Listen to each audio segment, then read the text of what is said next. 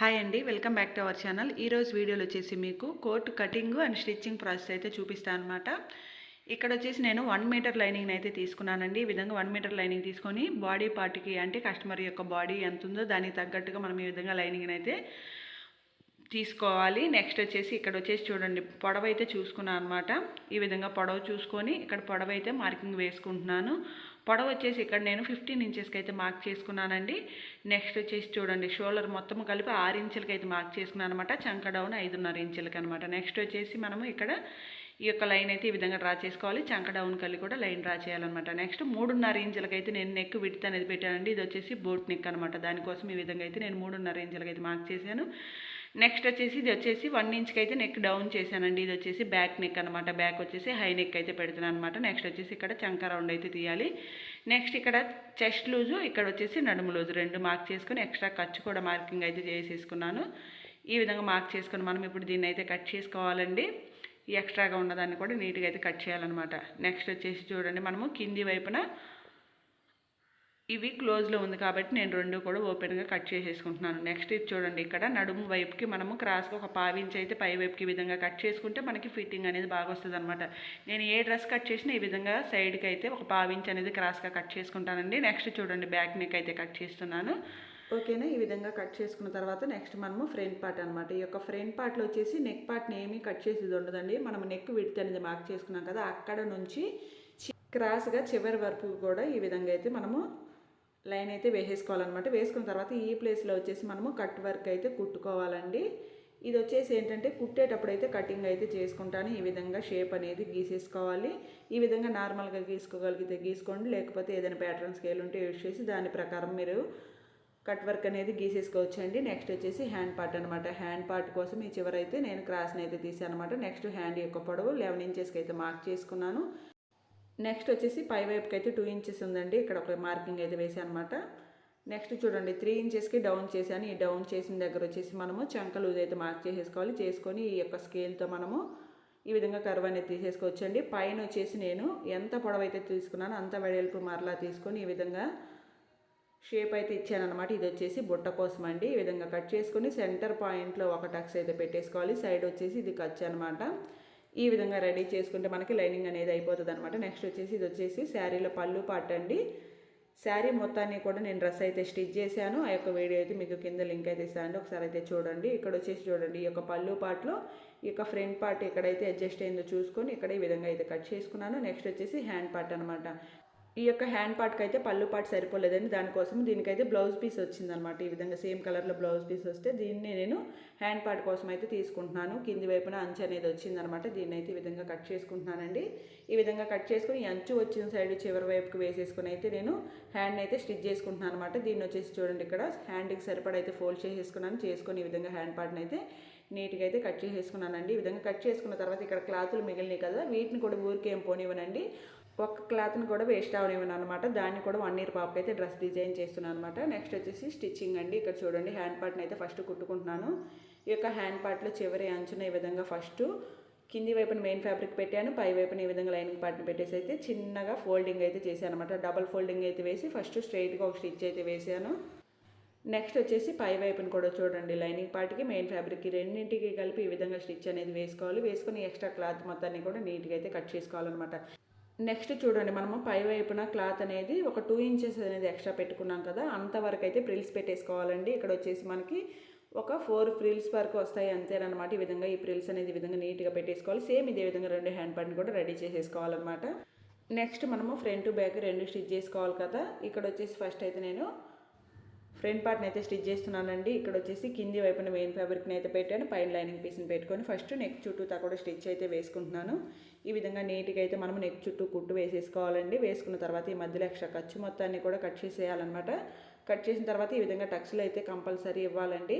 Next కింది వైపుని చూడండి, కింది వైపుని కూడా కుట్టేస్తున్నాను అనమాట. ఎందుకంటే దీన్ని రివర్స్ చేసేసుకుంటాను అనమాట. దానికోసం వచ్చేసి ఈ కింది వైపున కూడా ఈ విధంగా కుట్టు అయితే నీట్గా వేసేసుకుంటున్నానండి.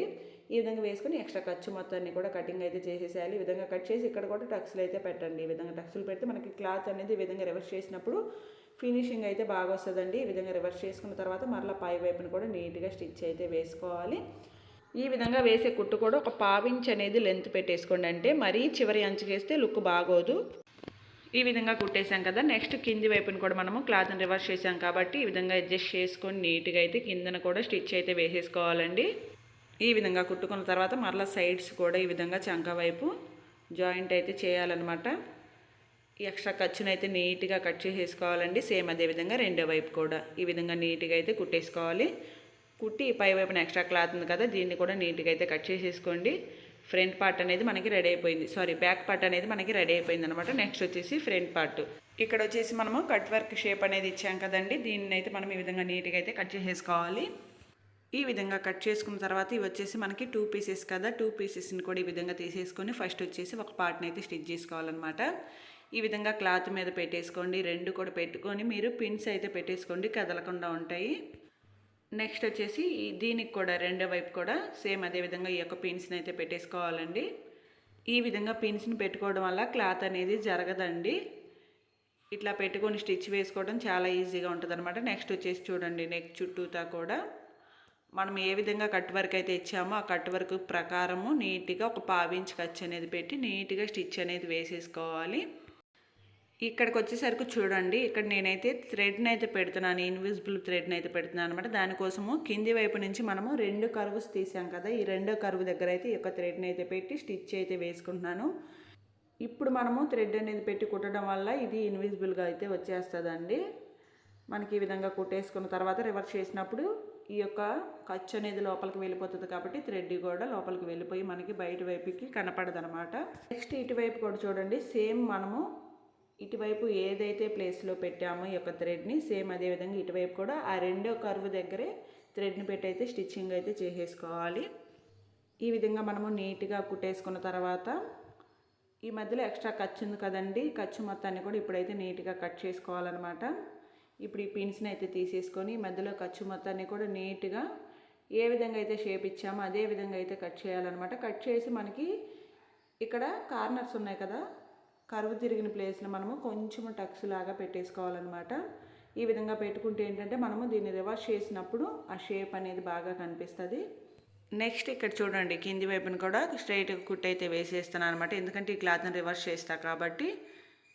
ఈ విధంగా కింద కూడా కుట్ అయితే వేసుకున్నానండి. వేసుకున్న తర్వాత మనము ఈ విధంగా నీట్గా ఈ యొక్క కట్ వర్క్ షేప్ని అయితే అడ్జస్ట్ చేసేసుకోవాలన్నమాట. వేలు సహాయంతో బయట వైపుకి అయితే నెట్టేసి మనం ఈ విధంగా రెడీ చేసేసుకోవాలండి. సేమ్ అదేవిధంగా రెండో దాన్ని కూడా ఈ విధంగా స్టిచ్ చేసేసుకోవాలన్నమాట. స్టిచ్ చేసుకొని దీన్ని కూడా మనము రివర్స్ చేసుకొని నీట్గా ఈ యొక్క క్లాత్ని అయితే మనము రివర్స్ చేయాలి. ఇక్కడ వచ్చేసి నేను దీన్ని అయితే ఐరన్ చేశానండి. ఐరన్ చేయడం వల్ల మనకి షేప్ అనేది పర్ఫెక్ట్గా వస్తుంది అనమాట. మనం ఏ షేప్లో అయితే కట్ చేసుకున్నామో అదైతే నీట్గా అయితే వచ్చేస్తుంది. నెక్స్ట్ దాని పై వైపుని ఈ విధంగా స్టిచ్ అనేది వేసుకోవడానికి కూడా మనకి ఈజీగా ఉంటుంది అనమాట. ఈ విధంగా మనం నీట్గా కుట్ అనేది వేసేసుకోవాలి. నెక్స్ట్ కింది వైపుని కూడా చూడండి, స్ట్రైట్గా అయితే వేసేయాలన్నమాట. సేమ్ ఇదే విధంగా రెండవ దానికి కూడా మనము కుట్ అయితే వేసేసుకోవాలండి. ఇక్కడ ఒకటి కుట్టాను కదా, ఈ సైడ్కి మనము ఈ యొక్క ఖర్చును అయితే మనం ఈ విధంగా కుట్టేసుకోవాలి. అంటే లైనింగ్ పీస్కి జాయింట్ అనేది చేసేయాలన్నమాట. మెయిన్ ఫ్యాబ్రిక్కి లైనింగ్ పీస్కి రెండింటిని కలిపి జాయింట్ చేసి ఎక్స్ట్రా ఖర్చు మొత్తాన్ని కూడా నీట్గా కుట్టేసుకోవాలి. సేమ్ ఇదే విధంగా రెండో దాన్ని కూడా రెడీ చేసేసుకోవాలన్నమాట. ఈ విధంగా రెండు కుట్టేసుకున్నాము. ఫ్రంట్ పార్ట్ మొత్తం అయిపోయినాయి కదా, ఇప్పుడు వీటిని జాయింట్ అనేది చేసేసుకోవడమేనండి. ఇక్కడ వచ్చేసి నేను చూడండి బ్యాక్ పార్ట్ని ఫ్రంట్ పార్ట్ని రెండింటిని కలిపి అయితే జాయింట్ చేసేస్తున్నాను. నెక్ సైడ్ వచ్చేసి రెండు ఈక్వల్గా పెట్టుకోవాలండి. మనకి ఎక్స్ట్రా ఏమైనా ఉంటే సైడ్కి అయితే వదిలేసేయాలన్నమాట. అంటే షోల్డర్ సైడ్ వదిలేసి ఈ విధంగా కుట్టేసుకోవాలి. మనము షోల్డర్ పై వైపుని కూడా ఒక కుట్టు అయితే వేసేసుకోవాలన్నమాట. ఈ విధంగా వేసుకొని మధ్యలో ఏ ఎక్స్ట్రా ఖర్చు ఉంది కదా, దీన్ని అయితే నీట్గా కట్ చేసుకోవాలి. కట్ చేసుకుని ఇప్పుడు ఇక్కడ వచ్చేసి హ్యాండ్ జాయింట్ అనేది చేసేసుకోవడమేనండి. ఇక్కడ ప్రిల్స్ పెట్టుకున్నాం కదా, అది వచ్చేసి మనకి కరెక్ట్గా మిడిల్ పార్ట్లో వచ్చేటట్టుగా చూసుకోవాలన్నమాట. ఈ విధంగా పెట్టుకొని మనము హ్యాండ్ పార్ట్ని అయితే వీటికి జాయింట్ చేయాలన్నమాట. ఈ విధంగా మనము కుట్టేసుకున్న తర్వాత రెండో హ్యాండ్ పార్ట్ని కూడా సేమ్ ఇదే విధంగా రెండో దానికైతే జాయింట్ చేసేసుకోవాలి. మనకి ఈ విధంగా అయితే వస్తుంది. నెక్స్ట్ వచ్చేసి రెండో సైడ్ కూడా ఎక్స్ట్రా ఖర్చు మొత్తాన్ని కూడా కట్ చేసుకొని ఇక్కడ హ్యాండ్ జాయింట్ అయితే చేయాలండి. ఈ విధంగా ప్రతి ఒక్కటి కూడా మన ఛానల్లో అయితే చాలా ఈజీ ప్రాసెస్లో అయితే స్టిచ్చింగ్ కానీ కటింగ్ కానీ ఉంటాయండి. ఒకసారి అయితే వెళ్ళి చూడండి. వీడియో నచ్చితే తప్పకుండా ఒక లైక్ చేయండి ఫ్రెండ్స్. అదేవిధంగా ఇలాంటి మరిన్ని టైలరింగ్ వీడియోస్ కోసం అయితే మన ఛానల్ని అయితే సబ్స్క్రైబ్ చేసుకోండి. ఇక్కడ 2 హ్యాండ్స్ కూడా జాయింట్ చేశాం కదా, ఇప్పుడు వచ్చేసి సైడ్ అనేది జాయింట్ చేసేసుకోవాలండి. ఇక్కడ వచ్చేసి ఫస్ట్ వచ్చేసి ఒక సైడ్ అయితే జాయింట్ చేస్తున్నాను అనమాట. నేను వచ్చేసి ఇక్కడ ఈ కస్టమర్ యొక్క బాడీ మెజర్మెంట్ని బట్టి అయితే ఇక్కడ సైడ్ కుట్ అనేది వేసినానండి. మీరైతే మీ దగ్గరకు వచ్చిన కస్టమర్ యొక్క ఆది ప్రకారం ఈ యొక్క సైడ్ జాయింట్ అనేది చేసేసుకోండి. ఈ విధంగా స్ట్రైట్గా స్టిచ్ అయితే వేసేసుకోవాలి. వేసుకొని కింది వైపున రఫ్ అనేది ఇచ్చేసేయాలన్నమాట. ఈ విధంగా ఇచ్చి ఎక్స్ట్రా ఖర్చును అయితే కట్ చేయాలండి. కట్ చేసి 2-3 కుట్లు అయితే వేయాలి. ఇక్కడ నేను ఒక కుట్టే వేసి చూపిస్తానని ఈ విధంగా మనము 2-3 కుట్లు అయితే వేసేసుకోవాలి. సేమ్ ఇదే విధంగా రెండో వైపు కూడా ఇటువైపు ఎంతైతే పెట్టామో రెండో వైపు కూడా అదే విధంగా మనము ఈ విధంగా జాయింట్ అయితే చేసేసుకోవాలండి. చేసుకొని నీట్గా కట్ చేసుకొని ఓవర్ లాక్ కానీ లేదా చివరి వైపున మనము నార్మల్గా కుట్టైనా వేసేసుకోవచ్చండి. చూడొచ్చు మీకు హ్యాండ్ యొక్క కింది వైపున కూడా మనకి ఫినిషింగ్ ఎంత నీట్గా వచ్చిందో, మనకి ఏ మాత్రము తేడా లేకుండా నీట్గా పర్ఫెక్ట్గా అయితే కుట్టేసామన్నమాట. ఫైనల్ లుక్ అయితే ఈ విధంగా వచ్చేసిందండి. మనకి యొక్క థ్రెడ్స్కి చివరి వైపున నేను కిందన హ్యాంగర్స్ అయితే స్టిచ్ చేస్తానండి. వీడియో నచ్చితే లైక్ చేయండి.